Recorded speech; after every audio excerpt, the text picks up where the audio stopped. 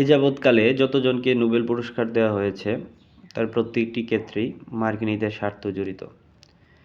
কোনো না কোনোভাবে তারা চায় ওই লোকটাকে হাইলাইটস করে, যাকে নোবেল পুরস্কার দেওয়া হলো তাকে হাইলাইটস করে ওই দেশের তাদের নিজেদের স্বার্থকে হাসিল করতে পারবে, অর্থাৎ একটা বড় মাপের এজেন্ট তৈরি করা।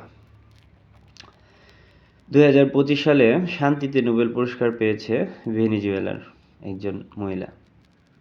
এই কথিত শান্তির দূত তার নিজ দেশে অশান্তি সৃষ্টি করার জন্য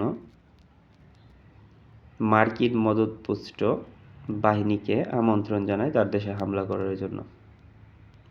এটা সত্যিই বড় আশ্চর্যের বিষয় যে তার নিজের দেশের শান্তি এবং শৃঙ্খলা রক্ষা করতে পারে না, নিশ্চিত করতে পারে না, সে নাকি বিশ্ব শান্তির দূত। এই কথাটাকে কখনো মেনে নেওয়া যায়? সেজন্য এই নোবেল পুরস্কার বা নোবেল শান্তি পুরস্কারের নামে যে শান্তির বার্তা দেওয়ার যে প্রবণতা যুক্তরাষ্ট্র কর্তৃক, এইগুলো আধুনিক সমাজের সভ্য বুঝদার মানুষ তা ঘৃণাভরে প্রত্যাখ্যান করে।